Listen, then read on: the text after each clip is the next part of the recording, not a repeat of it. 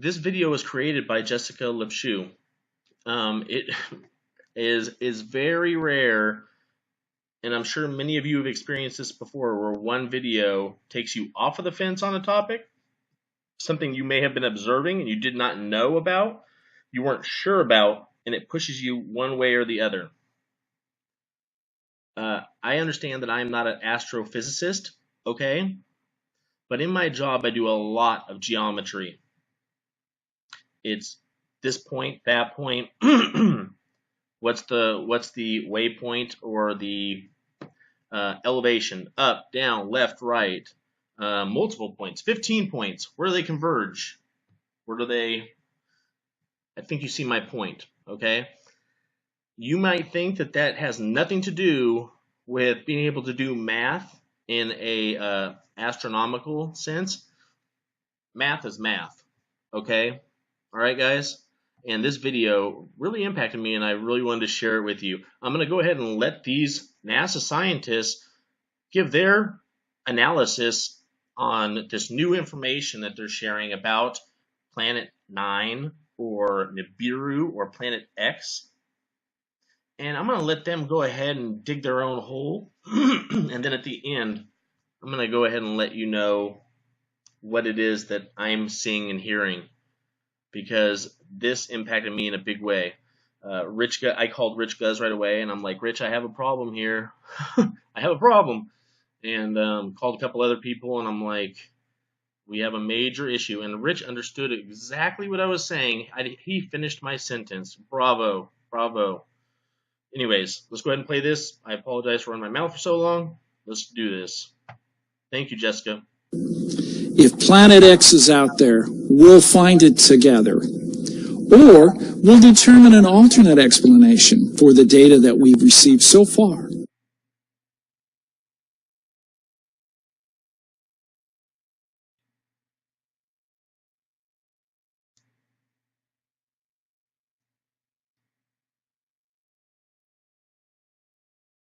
Scientists have discovered some out-of-this-world information. The solar system may have an extra planet to what was thought before.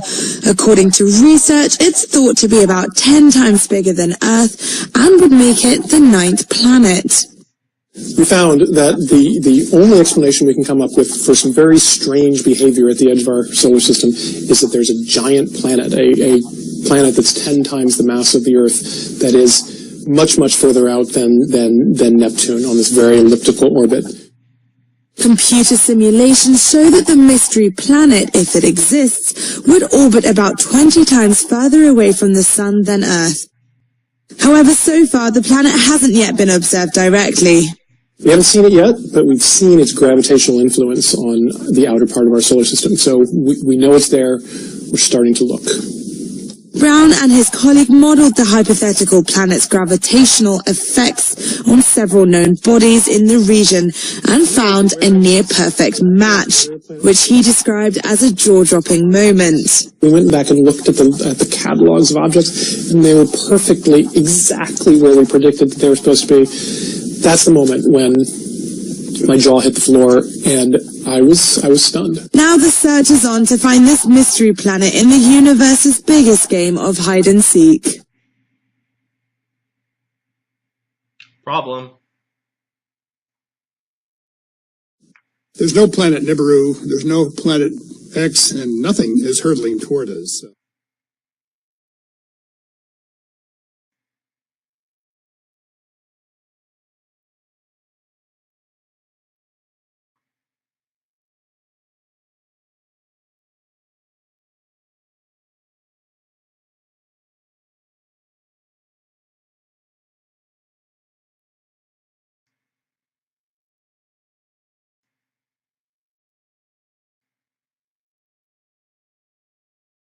What we have discovered is that numerous features of the Kuiper Belt, a field of icy debris beyond the orbit of Neptune, can be understood if the solar system possesses an additional 9th planet that resides well beyond. Who is this guy? Excuse me. He is the, sorry, it's off the screen, assistant professor of planetary sciences. It doesn't see. Yep, that's it.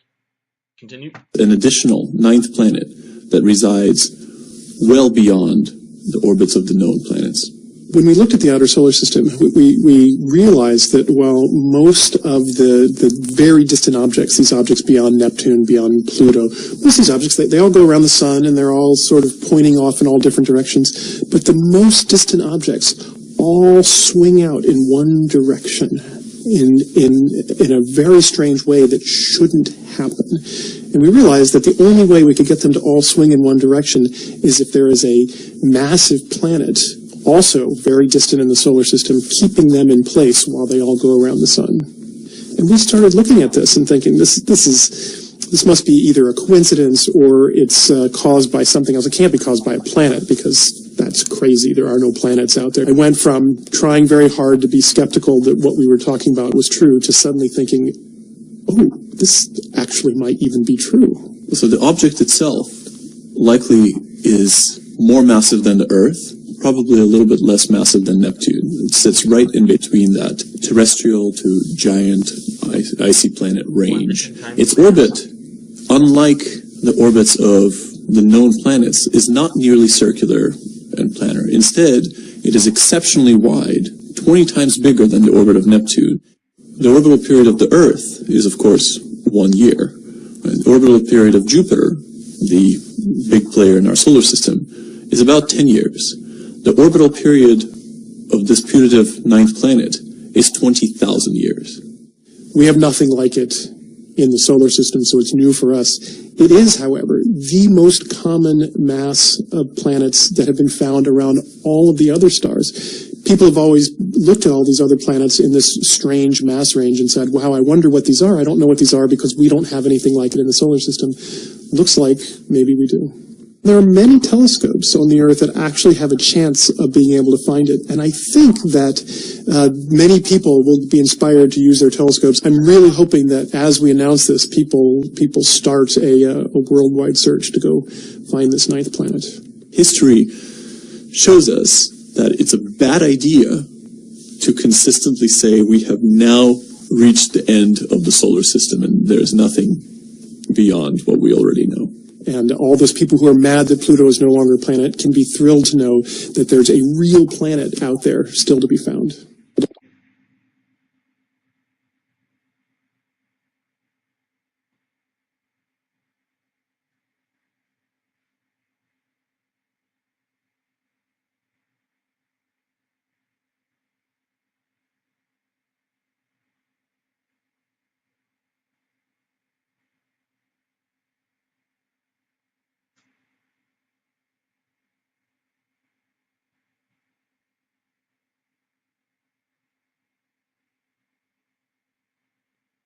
Yeah, and I'm going to go ahead and let that run through. So, yeah, good job.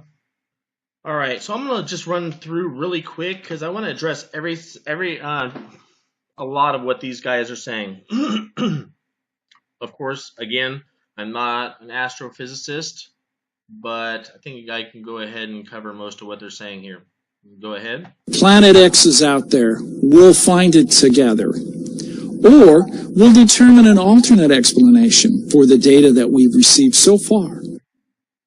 Okay. So this individual says if Planet X is out there, we will find it together. I don't know about you guys, and this is not hardcore proof that I'm showing right here or anything like that. It's just an opinion. But I don't have a $20 million or $100 million telescope in my backyard. I don't have an infrared telescope. I sure don't. No. And I don't think a GoFundMe is gonna, if we all pulled our money together and went and put one in, Argentina or Chile, I don't think we're still gonna have enough money. All right, I'm gonna play just what was thought before. According to research, it's thought to be about 10 times bigger than Earth and would make it the 9th planet. All right. Now here's the problem.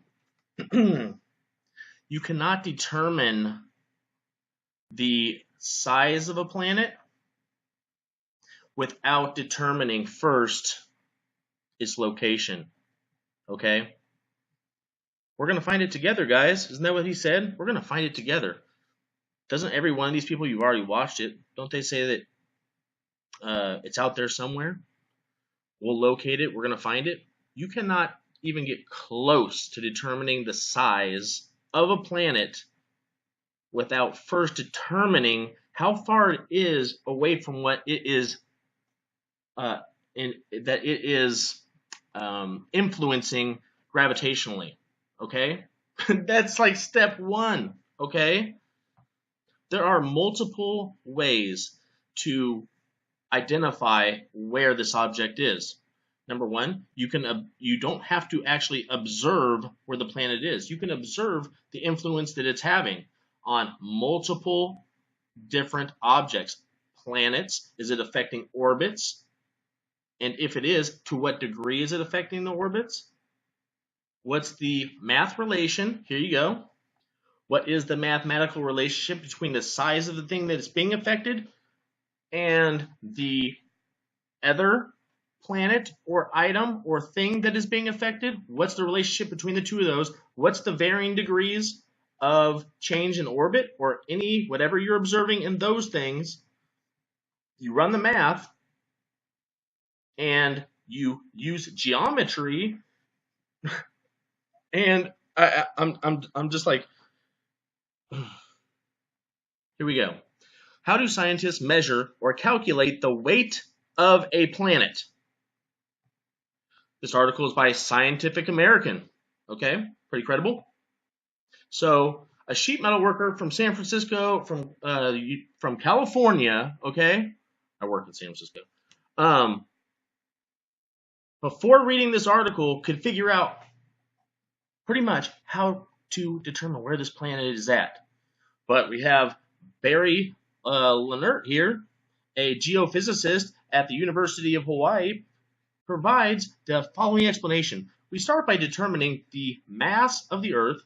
Sir Isaac Newton, law of universal gravitation tells us that the force of attraction between two objects is proportional the product of their masses divided by the square of the distance between their centers. Okay, their centers of mass. To obtain a reasonable approximation, we assume their geographical centers are their center of mass. So I'm not going to go ahead and read this whole thing. That's how you determine the size of a planet. So if NASA is sitting here and they are telling us that they know that it's relatively 10 times the size of Earth, they had to come up with that based on the math of its location first. Okay? I really apologize that this is taking more than 13 minutes to show you guys. But to me, this is a very important video. I am so happy that Jessica shared this because I don't know why. Certain things click for certain people, and this one did it for me. Okay? As soon as I saw it, I was listening to this video in the background, and when I was reading some other stuff, and I was like, wait a minute, what did that guy just say? And I had to watch it 3 times. I'm like, are they really all just saying this? System is that there's a giant planet, a planet that's 10 times the mass of the Earth, that is much, much further out than planet that's 10 times the mass of the Earth, that is much, much further out than Neptune on this very elliptical orbit. Yeah, that's amazing. That's really 10 times. That's a very specific number, not 8, not 5, not 20, not 15, 10 times. That's freaking huge. Show that the mystery planet... Very elliptical orbit. Sorry about that. Computer simulations show that the mystery planet, if it exists, would orbit about 20 times further away from the Sun than Earth. If it exists, you have an observable reaction to something. It's not happening. Guys, you understand what I'm saying? Okay? Shit, I don't know. I have a whole bunch of really crappy examples that I could use. They have an observable event that is occurring in our solar system. They all agree on that. They're agreeing that they know the damn orbit. They know the damn crap. What's the word? Yes, it's just orbit. They have an exceptionally big or wide oval orbit. They know the size. They're all saying 10 times, except for the one idiot that say there's nothing out there or anywhere. Oh, okay, then why are you guys observing changes in our solar system and tilt in our Earth right now that is occurring and nothing's causing it? These people are all liars, okay? Liars. If what each one of them is saying, and they're pretending like math is not math, okay? You can't take 1 plus no other number at all and equal 2, okay? They just took the 1 out and then they presented it to us like we're a bunch of dumb shits. Observe directly. We haven't seen it yet, but we've seen its gravitational influence on the outer part of our solar system. So we know it's there. We're starting to look. You don't need to fucking look, excuse my language, everyone, because and I know I keep saying this, they could not have come up with the size without the location. They don't need to see it. I feel like should I be a professor at Caltech? I'll walk in there and be like, hey, I don't understand any of your fucking math at all, okay? But I know basic geometry. I'm a sheet metal worker in freaking California. And here's your guys' first assignment. It's basic geometry, okay? Basic geometry. God. Modeled the hypothetical planet's gravitational effects on several known bodies in the region and found a near-perfect match. Near-perfect match. I'm sure Caltech doesn't have a $400 laptop like I have, right? They're not working with like an HP that's, that struggles to, it's like got 2 processors or whatever the hell, right? Caltech, I'm pretty sure that they got some bomb crap over there, okay? So their Caltech, their computer models are saying it is a near perfect match. This is, you can't have a yin without a yang. You can't have a green light without a red light, Well, there is a yellow, but whatever. You got to have an up to have a down.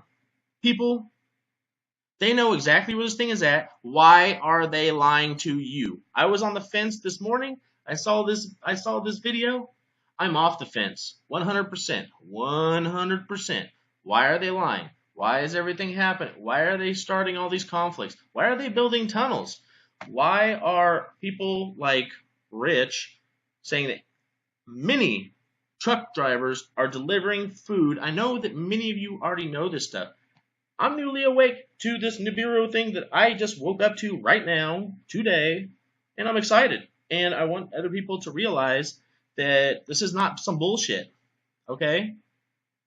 All these people in this video are lying to you. And, I don't know, maybe there's a math genius out there. Prove me wrong, okay? If I'm wrong, I'll do a video and I'll be like, hey guys, I'm the biggest idiot in the whole fucking planet, okay? I apologize. I totally tried to sell something that wasn't what it is. Okay? I'll do that. No problem. No problem. Anyways, you guys have a good, I believe we're going into the weekend, but people are going to be watching this video, for a while. So whatever day it is, you have a good one. Enjoy the days that we have, because